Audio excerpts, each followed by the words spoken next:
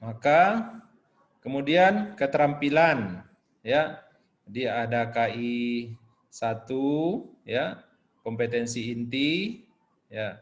Kemudian KI 2-nya sosial, KI 1-nya spiritual, kemudian pengetahuan, memahami pengetahuan faktual dan konseptual, prosedural dan metakognitif dengan cara mengamati, menanya, dan mencoba. Nah, ini yang disebut dengan scientific.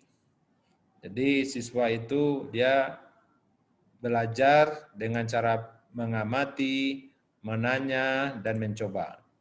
Nah, kemudian keterampilan, menunjukkan keterampilan berpikir dan bertindak, ya. Kemudian kreatif, ya. Produktif, kritis, mandiri, kolaboratif, dan komunikatif. Nah, ini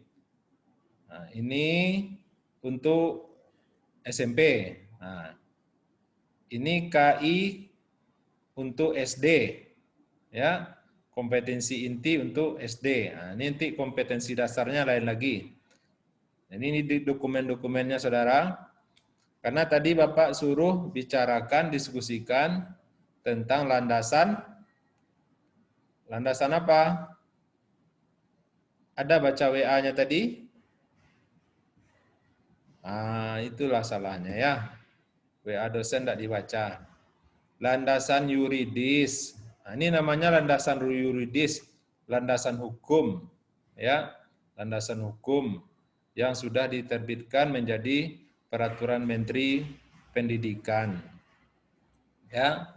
Nah, kemudian landasan yang kedua, landasan apa tadi? Landasan religius, ya, landasan agama. Kenapa dibelajarkan kurikulum tersebut? Itu ada landasan agamanya. Kemudian landasan psikologis, ya. Kenapa siswa SD itu yang ditekankan kepada mereka itu aspek pengetahuan, mengetahui. Ya, karena mungkin kalau disuruh memahami atau mengaplikasikan belum bisa dia secara perkembangan psikologisnya ya. Oke. Nah, ini dokumennya ya.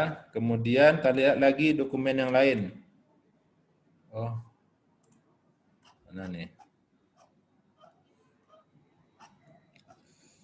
Jalan? Jalan, Pak. Ini karakteristik pembelajaran. Ah ya. Ini dokumen terkait standar proses pendidikan dasar dan menengah. Jadi tahun 2016 ya.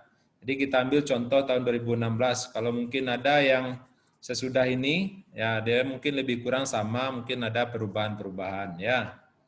Ini contohnya tahun 2016. Dia udah pasti K13. Nah, sudah tahun 2016.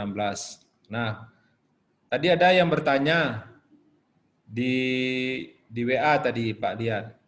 Bagaimana cara mensinkronkan, mencocokkan antara pembelajaran dengan karakteristik pembelajaran. Ya, pertanyaan siapa tadi? Di WA tadi, pertanyaan siapa tadi itu? Rapi kalau nggak salah, Pak. Iya, betul. Kalau tidak salah berarti betul ya. Rapi namanya, Rapi Fernandes. Nah, Bapak nguji ini. Nah, rupanya betul ya. Jadi Rapi Fernandes menanyakan bagaimana cara membelajarkan itu sesuai dengan karakteristik pembelajarannya. Nah, ini dokumennya. Ini landasan yuridisnya. Nah, jadi karakteristik pembelajaran dalam taksonomi itu misalnya ranah sikap. Nah, bagaimana yang disebut sikap itu muncul apabila ia menerima. Siswa misalnya menerima konsep rukun iman. Siswa dapat menjalankan rukun Islam dengan baik. Ya, nah ini sikap. Kemudian menghargai, menghayati, mengamalkan. Kemudian aspek pengetahuan, mengingat, memahami, menerapkan. Aspek keterampilan, mengamati, menanya, mencoba. Nah, ini namanya kata kerja operasional pada sebuah kurikulum yang dituangkan ke dalam kompetensi dasar. Ya. Ya, oke. Nah, karakteristik proses pembelajaran bisa dibaca saudara? Ananda semuanya bisa membaca? Bisa, Ya, Pak. Pak. sama layar kita ya. Karakteristik proses pembelajaran disesuaikan dengan karakteristik kompetensi. Nah, tadi kompetensinya apa gitu kan? Nah, disesuaikan. Nah, ini dia pertanyaan dari Rapi Fernandes tadi. Nah, ini. Coba baca Ratna yang Bapak stabilo ini. Karakteristik proses pembelajaran disesuaikan dengan karakteristik kompetensi. Pembelajaran tematik terpadu di SD atau MI, SDLB atau paket A disesuaikan dengan tingkat perkembangan peserta didik. Oke, nah, jadi disesuaikan karakteristiknya. Jadi guru tinggal menjalankan, dokumen-dokumennya sudah ada. Nah, didesainlah pembelajaran itu.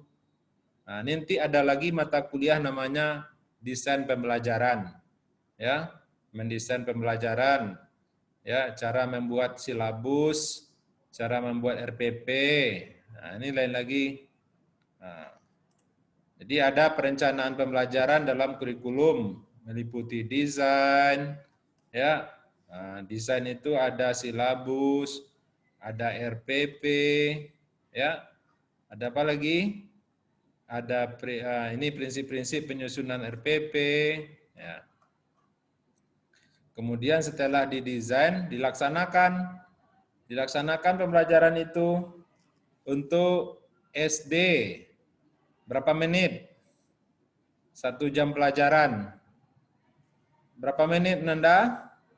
35 menit. 35 menit. Nah, jadi ada dasarnya kenapa 35 menit 1 jam pelajaran. Kalau berapa jam pelajaran agama di SD?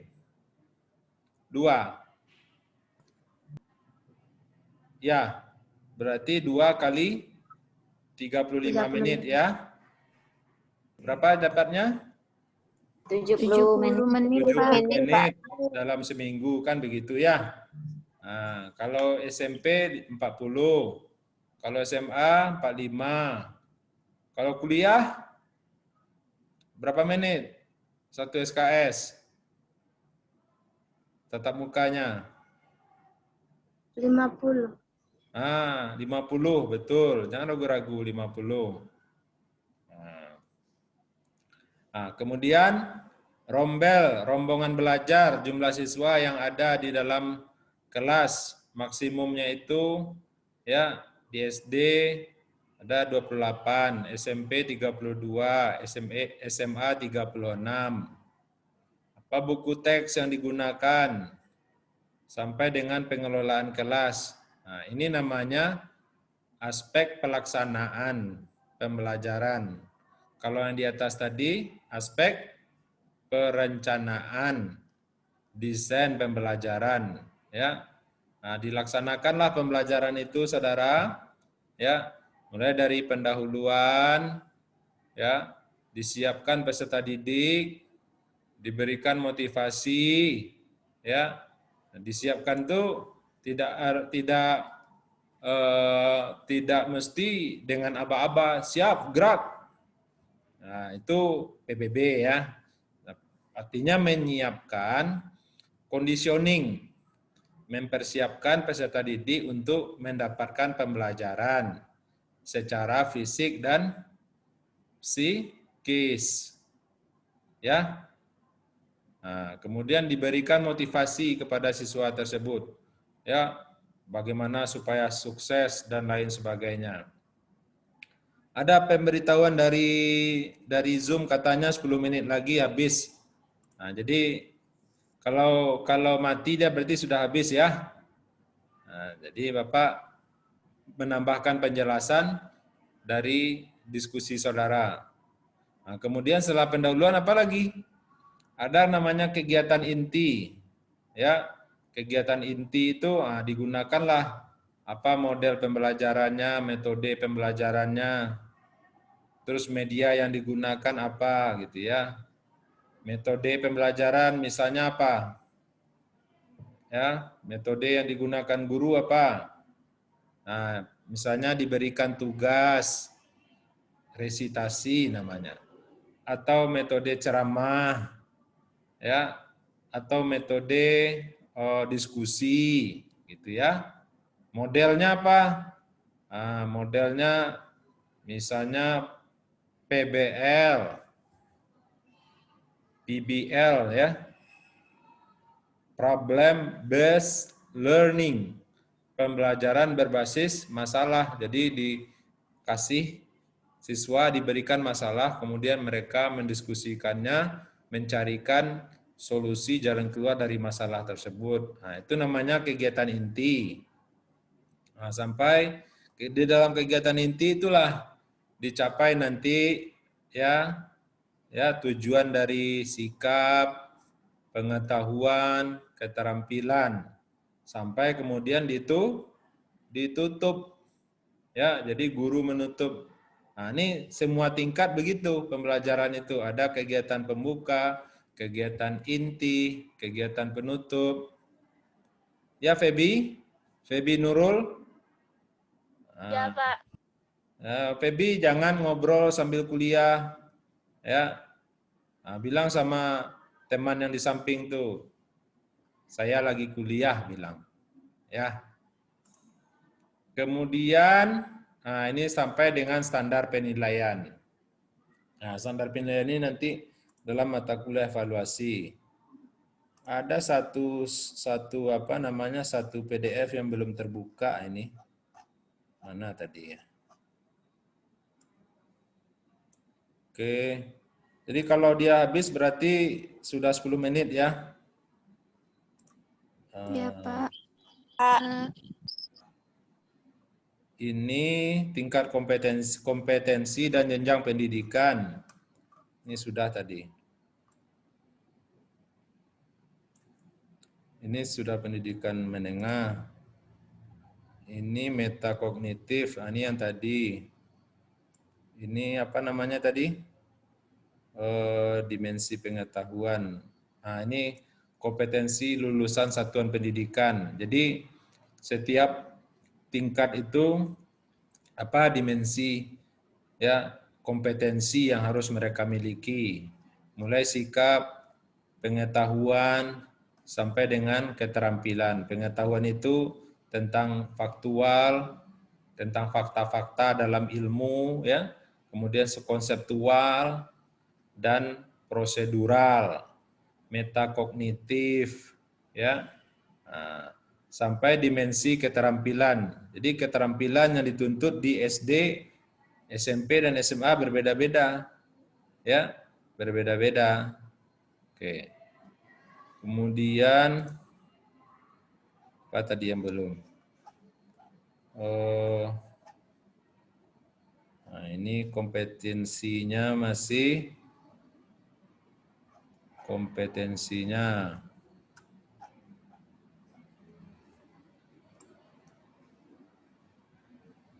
Oke. Kemudian ini masih yang tadi. Nah, ini penulisan skripsi. Ada tadi yang belum terbuka, Bapak lihat. Ntar ya, Pak cari dulu. Iya, Pak. Sekarang apa yang kelihatan? Masih yang tadi? Monitoring dan evaluasi, Pak. Monitoring dan evaluasi.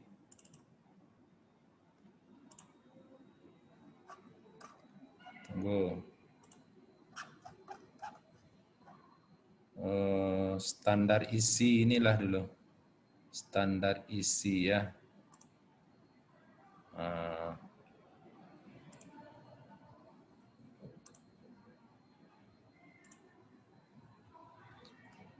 Nah, ini standar isi pendidikan dasar dan menengah. Ini landasan yuridisnya, saudara. Dokumen resminya dari negara, tingkat kompetensi. Ya, jadi isi dari pendidikan itu apa saja gitu ya di setiap tingkat. Nah, ini dia. Tingkat pendidikan dasar. Tingkat pendidikan dasar, kompetensi intinya ini ya, sikap spiritual, sikap sosial, sikap pengetahuan ya. Jadi ini KI 1, KI 2. Nah, kemudian ini pengetahuan keterampilan KI 3, KI 4. Ya. Kemudian ini untuk SMP, kompetensi intinya. Ini untuk SMA. Nah, pekan depan itu kan SMP ya. Nah, muatan pendidikan agama. Nah, ini dia. Ini dia isi pembelajaran pada pendidikan agama di SD. SD dan sederajat ya. Nah, kelas 1 sampai kelas 6. Nah, kelas 1 sampai kelas 6, kompetensi yang harus dimiliki siswa itu, nah ini dia. Ya. Mulai dari meyakini adanya Allah, memiliki sikap yang berakhlak mulia, mengetahui keesaan Allah, ya.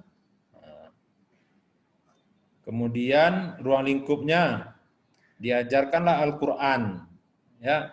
Jadi untuk mencapai, ya saudara, ini ibarat film nih, adegan berbahayanya jangan sampai tidak dilihat ya, jangan sampai tidak didengar. Jadi untuk ya mencapai kompetensi atau keahlian, kemampuan yang dimiliki siswa, ya, yaitu ia agar meyakini adanya Allah, memiliki sikap yang sesuai dengan akhlak, kemudian bertauhid, maka diajarkanlah materinya ini. Ya, materinya yang pertama Al-Quran. Diajarkan siswa itu membaca Al-Quran dari kelas 1. Ya, mulai dikenalkan huruf hijaiyah sampai kemudian dikenalkan surat-surat pendek, itu ya, surat-surat pendek. Nah, dulu ada di SD belajar surat pendek, menghafal surat pendek. Ada, Pak. Ada. Pak. Nah, Ada, Pak. sampai kemudian yang terkait dengan ini kompetensinya, yang sebelah kanan materinya. Jadi diajarkanlah materi akidah, ya, ada Asmaul Husna, kalimah syahadat, keesaan Allah, doa belajar, ya, perilaku hormat dan perilaku saling menghargai. Ya. Nah, jadi yang sebelah kanan materinya, yang sebelah kiri apanya saudara, yang di tengah? Kompetensinya, Pak. Pintar. Nah, jadi yang di tengah ini kompetensinya, ya. Ini tingkatnya. Kalau tingkat berarti SD ya sekarang. Ini kompetensinya, ini materinya, sebelah kanan materinya. Ya. Mengenal, nanti kalau saudara tidak dapat dokumennya ini, Bapak bagikan dokumennya nanti. Ya, Pak share. Memahami dan mencontoh perilaku yang sesuai dengan akhlakul karimah. Nah, diajarkanlah ini. Apalagi kompetensinya, ini banyak nih. Semuanya ini sudah dimasukkan untuk kelas 1 sampai kelas 6. Nah, kalau dari kelas 1 tadi, mulai dari mengenalkan Al-Quran gitu ya. Nah, nanti dia sampai kelas 6 gitu kan. Pemahaman rukun iman. Mana lagi? Nah, ini udah SMP. Ya, ini udah SMP, kita batasi sampai sini. Ya, sampai halaman 20, lebih sedikit. Nah, ada pula lebih sedikit. Ya. Jadi yang kelas 6 nanti kompetensinya ini. Ya. Mengetahui dan menceritakan kisah keteladanan